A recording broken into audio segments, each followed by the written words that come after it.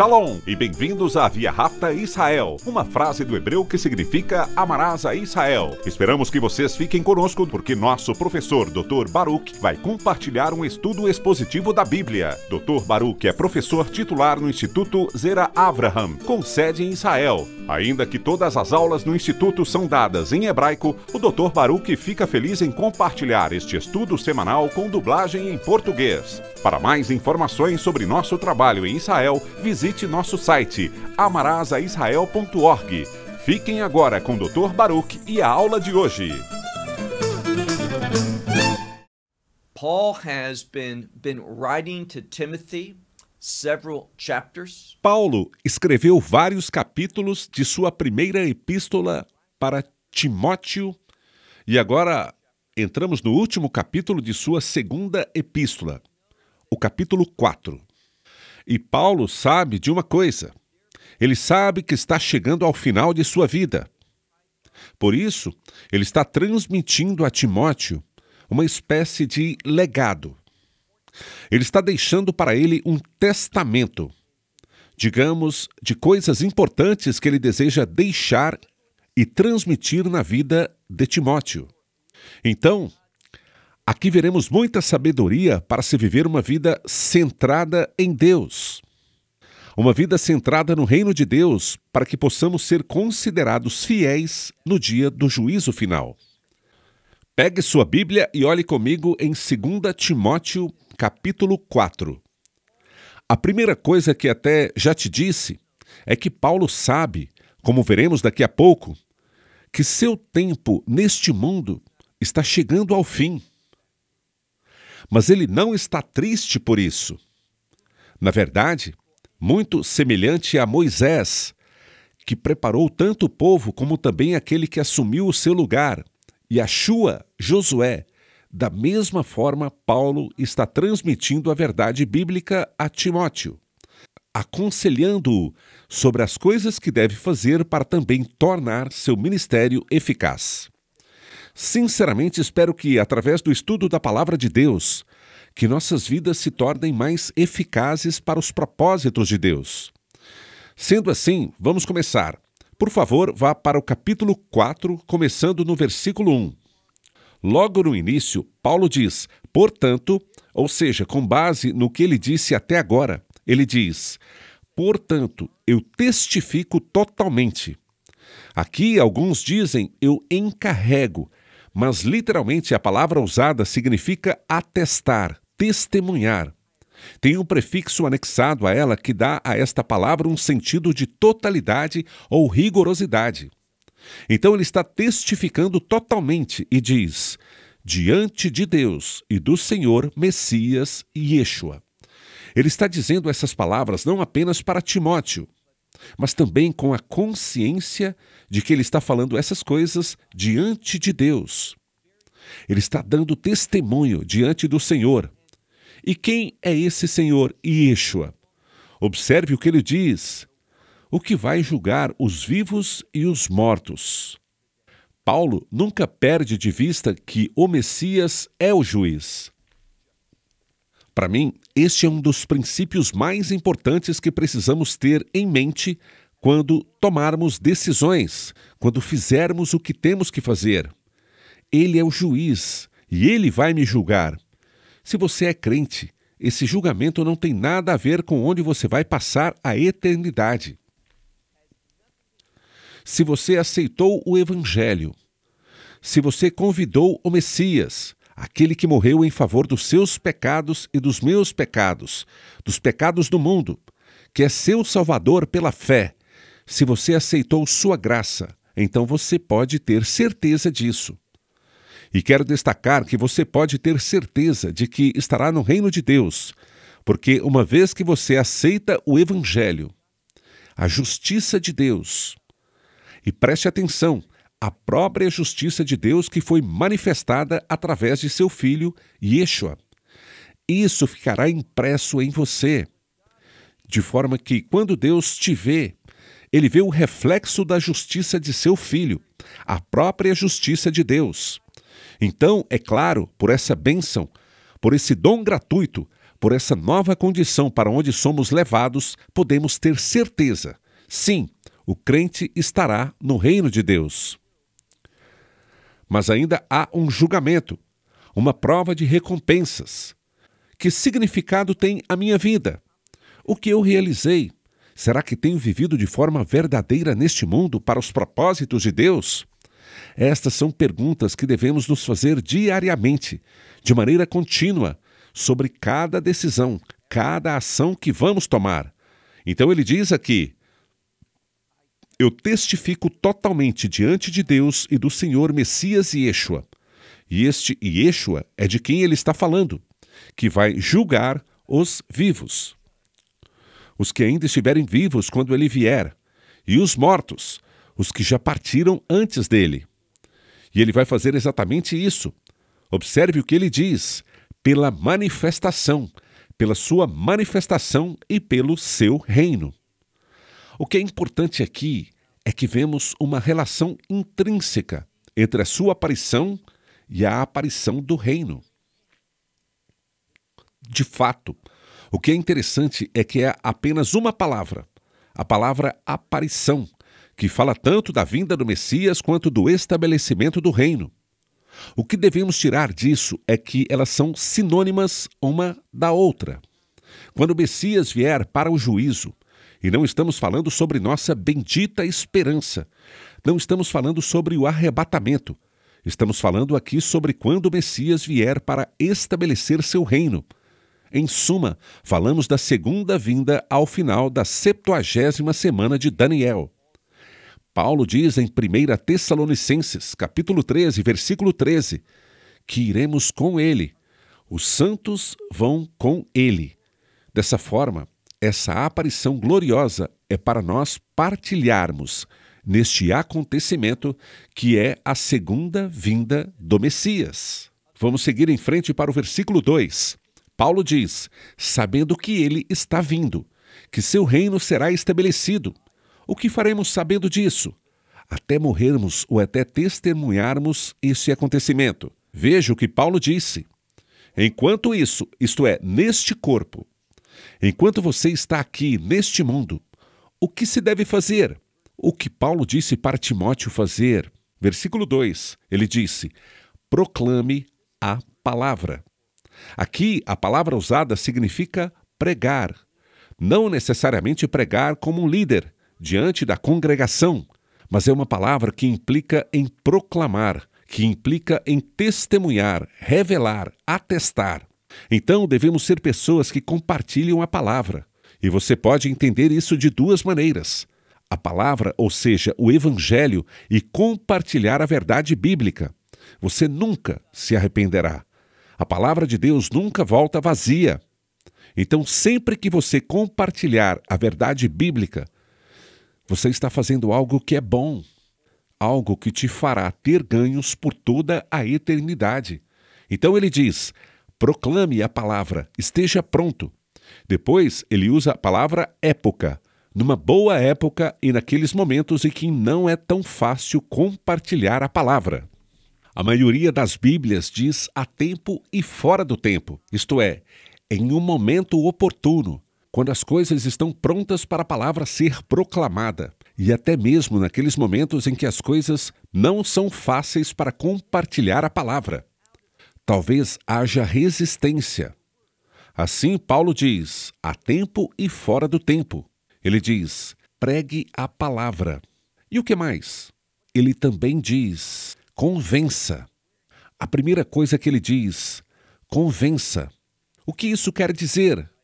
Levar as pessoas a terem consciência do pecado em suas vidas, do pecado do mundo, que significa o seguinte: distinga entre o que é bom e o que é mal, o que pertence a Deus e o que Deus rejeita, o que Deus abençoa e o que Deus repreende, que ele amaldiçoa. Então a primeira coisa que Paulo diz é: convença, repreenda. E depois ele diz, exorte. Dessas três coisas, antes de tudo, é convença. Fale o que é mal, o que é errado, e depois repreenda. Isso é muito diferente da primeira.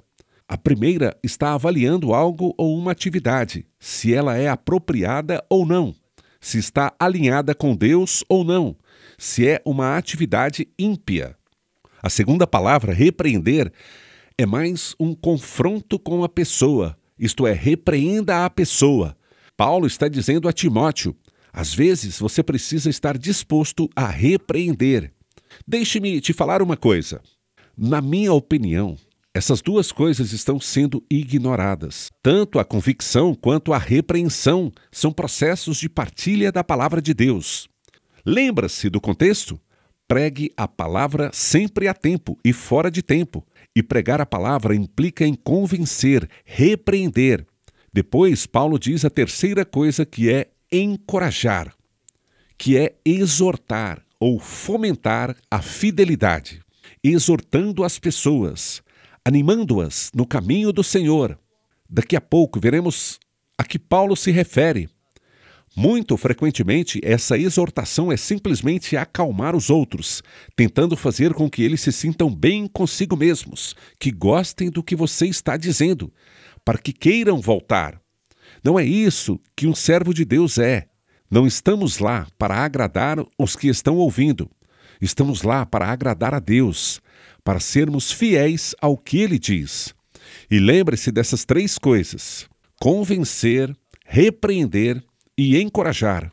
Mas repito, encorajar para seguir no caminho certo, nas coisas certas de Deus. Ele diz para fazer essas coisas.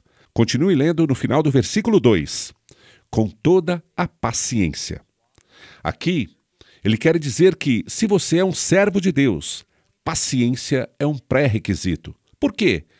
Você vai enfrentar muita resistência. Você vai encontrar muitas coisas que vão contra você. E você precisa dessa paciência para suportar, para continuar, para perseverar, porque haverá frutos. Mas esse fruto geralmente não vem tão depressa. Você precisa perseverar. É por isso que Paulo diz, com toda a paciência e com todo o ensinamento, ou seja, doutrina.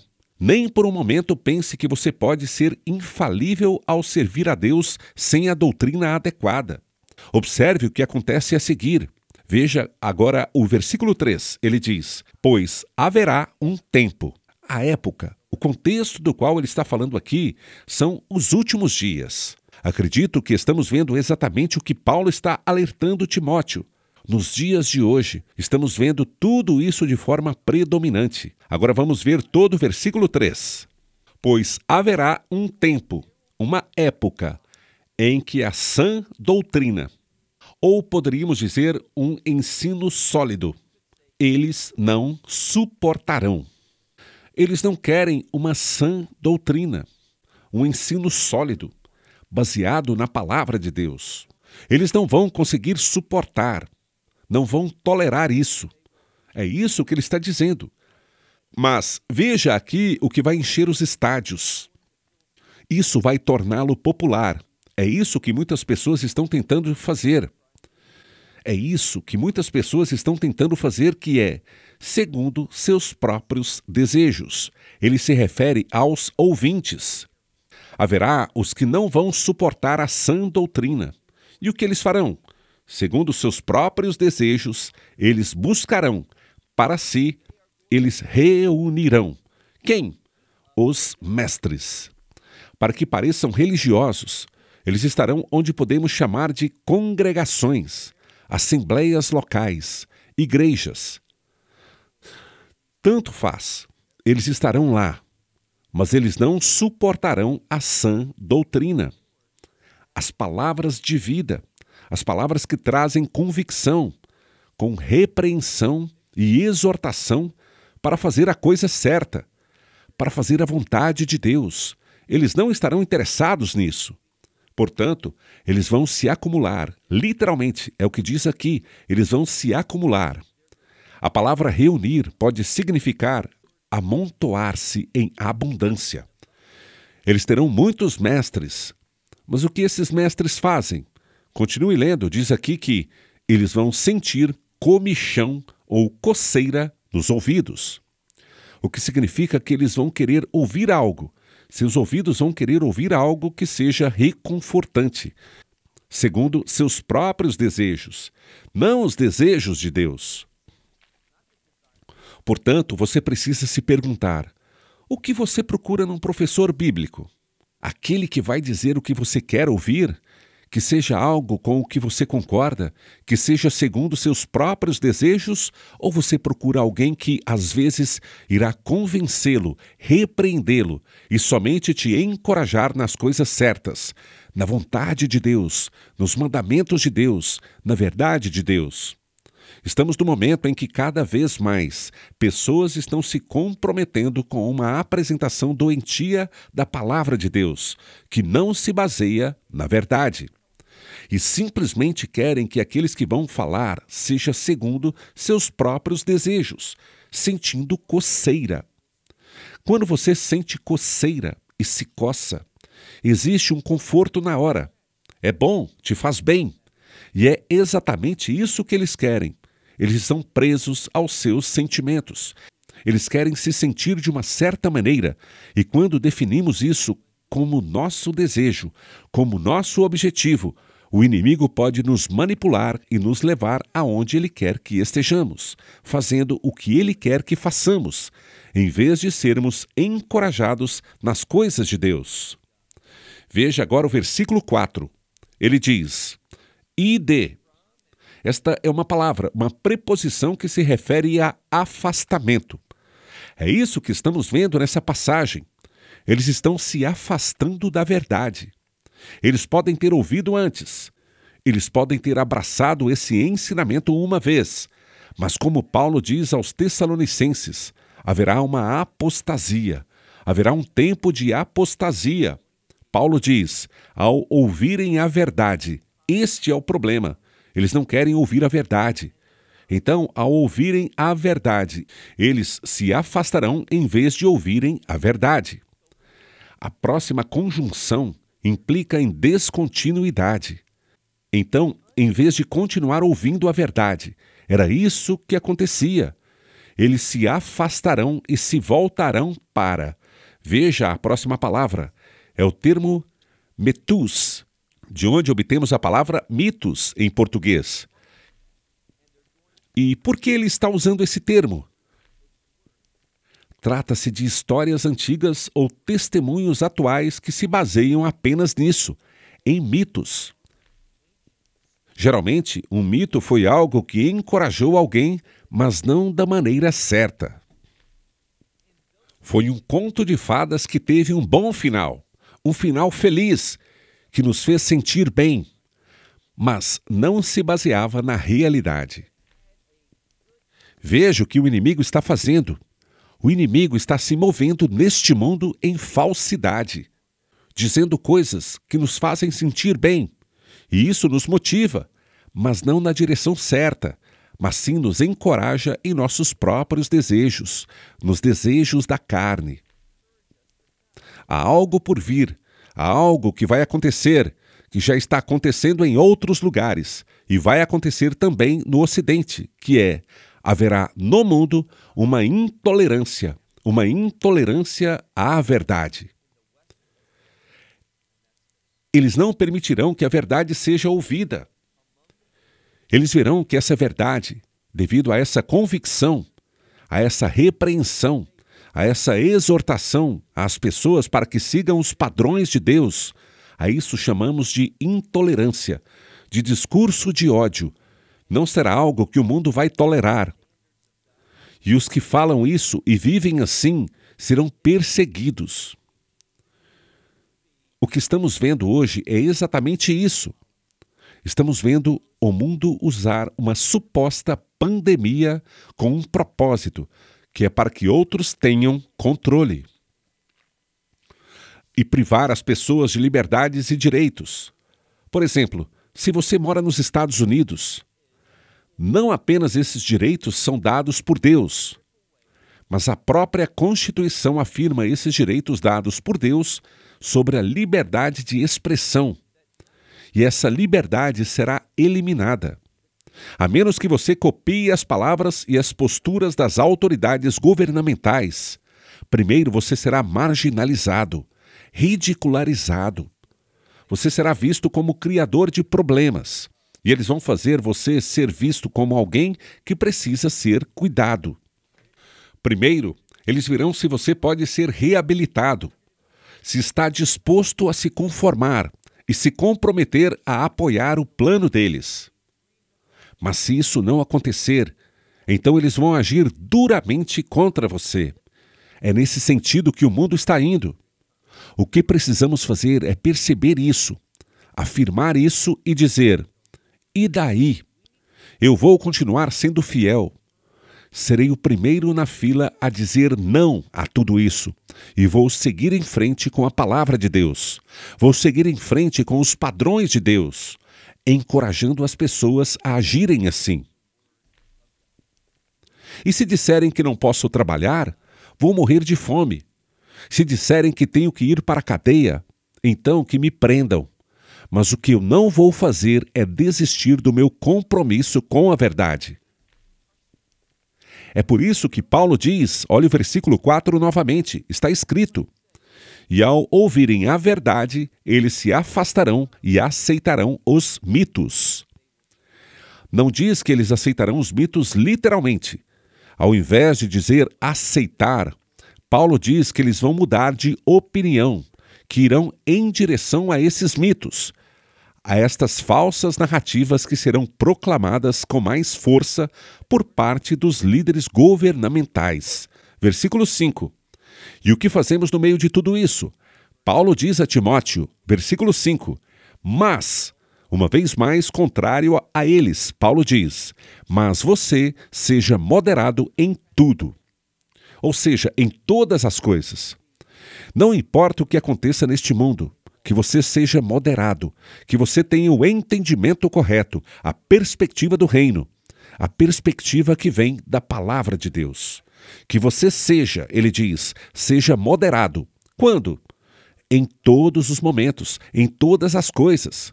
E depois veja o que ele diz. O próximo termo é uma palavra composta, formada da palavra mal e da palavra sofrimento. Então ele nos diz: prepare-se, se você quer ser um servo fiel de Deus. Prepare-se para sofrer o mal. O que ouvimos em muitos lugares, em algumas das igrejas mais populares do mundo, grandes igrejas, ouvimos que tudo vai mudar, que este mundo será transformado pelos crentes, que nós vamos assumir a liderança sobre todas as coisas antes da segunda vinda do Messias. Isso é falso. O que a palavra de Deus diz, Paulo nos fala: prepare-se para sofrer o mal. É isso que a palavra de Deus, que o Espírito de Deus está proclamando. Eu não tenho o dom da profecia, eu não sou um profeta. Mas o que vou te dizer é que esta é uma palavra profética, que não vem de mim, ela vem da Escritura. Eu acredito que nesses tempos modernos, os verdadeiros profetas sempre baseiam suas palavras na Escritura. Um profeta hoje é aquele que pode dizer: essa é a palavra para agora. Essa palavra se aplica a você. Não são as palavras deles. Estão apontando para uma passagem da Escritura. E o que ele diz? Prepare-se para sofrer o mal. E em meio a esses tempos difíceis, o que devemos fazer? Paulo diz a Timóteo: faça a obra de um evangelista, que em outras palavras seria: faça o trabalho de evangelistas. O que significa isso? Compartilhe o evangelho. E compartilhar o evangelho é um testemunho, ou seja, um testemunho de justiça. Estou falando sobre um testemunho de conduta. Não sucumba aos pensamentos, ao caráter deste mundo, mas dê um testemunho desse reino justo de Deus ao compartilhar o evangelho. Continuando, Paulo diz: e que seu ministério, ou seja, aquilo que você foi chamado a fazer, ele diz, realize. Essa palavra significa cumprir, trazer algo à sua plenitude. Ou seja, seria simplesmente: cumpra seu ministério, faça-o completamente, leva-o ao ponto correto, até o ponto que Deus dirá: muito bem. Eu mencionei anteriormente que Paulo diz uma coisa. Olhe no versículo 6. Porque aqui Paulo dá a Timóteo uma indicação clara de que ele sabe, que Paulo sabe, que as coisas estão chegando ao fim para ele. O que ele diz? Versículo 6. Pois eu já estou sendo derramado. Esta é uma espécie de libação e oferta. O que ele está dizendo é: esta vida que Deus me deu, este chamado, este ministério, está chegando ao fim. Estou sendo derramado e o tempo da minha partida, ele diz, está próximo. Isso é interessante. Acredito que você saiba que eu gosto de gramática. Quando eu falo português, não me sai muito bem. Porém, quando olhamos para o texto bíblico, a gramática é muito intrigante. E é também muito relevante quando ele diz essa frase: o momento da partida está próximo. Isso porque o verbo está no tempo perfeito. O que quer dizer que o momento da minha partida foi, é e será. E isso não faz sentido para nós até que a gente entenda o que ele está dizendo. Ele está dizendo: eu vivi no passado, estou vivendo agora e continuarei a viver até essa partida. Com essa partida em mente, você está tomando decisões? Por exemplo, você pode ter mais de 40 anos de vida neste mundo. Você está vivendo agora, sabendo que sua partida será daqui 40 anos. Mas você está vivendo consciente disso? Ou seja, você está vivendo de forma consciente sobre sua partida deste mundo? Você precisa tomar decisões agora, independentemente dessa partida ser daqui a 40 anos, 20 anos, 10 anos ou amanhã. Você precisa viver com a consciência de que vou sair daqui, deixar este mundo. E por onde começamos no versículo 1? Paulo falou sobre a aparição do juiz justo, deste que vai julgar os vivos e os mortos, deste que vai estabelecer seu reino. Paulo então diz: a minha partida está próxima. Isso é algo que não podemos traduzir para o português de forma que realmente transmita os detalhes gramaticais desta palavra. Mas Paulo está vivendo, tem vivido e continuará a viver com um forte entendimento de que um dia ele vai partir e ficará diante do juiz justo. Assim, ele diz, olhe novamente no versículo 6, pois já estou sendo derramado e o tempo da minha partida está próximo. Versículo 7, agora, Paulo diz, eu sei disso sobre mim.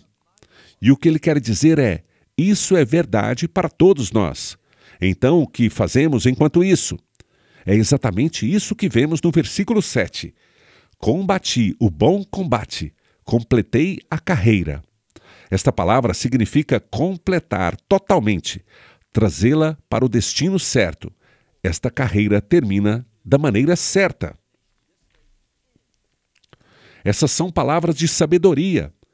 Combata o bom combate, complete a carreira, faça de forma apropriada, de forma que honre a Deus. É isso que ele está exortando Timóteo a fazer. Agora, nosso último versículo, o versículo 8, onde Paulo realmente retorna o que eu já havia dito antes. Veja antes o finalzinho do versículo 7, que diz, eu guardei. É o mesmo tempo gramatical perfeito. Guardei, estou guardando e continuarei a guardar a fé. E a palavra fé está relacionada à a verdade do céu. Paulo então está dizendo, estou guardando a verdade. Estou protegendo-a. Não vou desistir dela. A fé eu guardei. Agora sim, vamos para o versículo 8, nosso último versículo. Esta palavra significa as coisas restantes. Esta palavra nos informa que Paulo está se preparando para concluir a epístola. A propósito, da próxima semana, se Deus quiser, terminaremos esta segunda epístola de Paulo para Timóteo e estamos no último capítulo. E aqui no versículo 8, vemos a conclusão, o resumo do que Paulo quer dizer a Timóteo. Aqui poderíamos traduzir como para finalizar com respeito às coisas restantes. Ele está começando, e ainda tem o que dizer. Ele diz: foi preparada para mim a coroa da justiça. Essa deveria ser uma motivação. Por isso que ele está dizendo isso a Timóteo. Ele diz: eu guardei a fé. Portanto, uma coroa de justiça foi reservada para mim, preparada para mim. Isso deveria nos motivar. Este deveria ser um instrumento para nos fazer persistir, perseverar com tenacidade pelas coisas de Deus. Mais uma vez, por fim, ele diz: finalmente, a coroa da justiça foi reservada para mim. E continua: a qual o Senhor me dará. Então, é o Senhor que vai dar essa coroa a Paulo. E ele vai fazer isso naquele dia. Que dia? No dia que o justo julgar. Então, esta coroa da justiça será concedida aos crentes fiéis, aos que guardarem a fé. Ela será dada por aquele juiz justo que é o Senhor Messias, que naquele dia, e logo diz essas palavras que motivam a todos nós. Paulo não é o único que vai conseguir essa coroa da justiça que está reservada para ele, naquele dia, pelo Senhor. O Senhor lhe concederá isso. Mas ele diz: mas não somente a mim. Isso não é algo único e exclusivo, somente para o apóstolo Paulo. E ele diz: mas também a todos. Preste atenção, a todos que amam. Veja só, em grego, há várias palavras diferentes que significam e podem ser traduzidas como amor. Mas este aqui, em especial, é um amor de sacrifício. Este amor envolve sofrimento para alguém. Este amor envolve sacrifício. Nesse versículo, Paulo diz: esta coroa da justiça não é só para mim, mas é para todos que amam. E veja só como ele conclui: que amam a sua vinda, que amam a manifestação, que estão dispostos a fazer sacrifícios, a suportar sofrimentos por esta manifestação maravilhosa, essa vinda do Messias. Então, a pergunta que temos que responder é: você está vivendo em contínua consciência do que vai acontecer? De fato, chegará um dia em que o Messias vai se manifestar. Ele vai se manifestar a sua glória e a glória do seu reino. E a pergunta que precisamos responder agora é esta: estou vivendo em função deste momento? Esta é uma verdade que me move e que está presente em todos os aspectos do meu ser. Se você quiser ser fiel, se você quiser a coroa da justiça, então você terá que ser amoroso e estar disposto a fazer sacrifícios. É isso que esse amor produzirá em você, porque você sabe que ele virá. E ele virá em breve. Vou ficando por aqui. Até semana que vem. Shalom, desde Israel. Until next week. Shalom from Israel. Esperamos que você tenha desfrutado da aula de hoje e que possa compartilhá-la com outros. Te convidamos a participar e nos acompanhar a cada semana, a esta hora e por este canal, em mais um episódio de Amarás a Israel. Para mais informações em português, visite amarasaisrael.org, onde encontrará muitos outros estudos realizados pelo Dr. Baruch. Até a próxima semana. Que Deus, nosso Messias e Yeshua, nosso Senhor Jesus Cristo, te abençoe durante a sua caminhada com Ele. Shalom, desde Israel.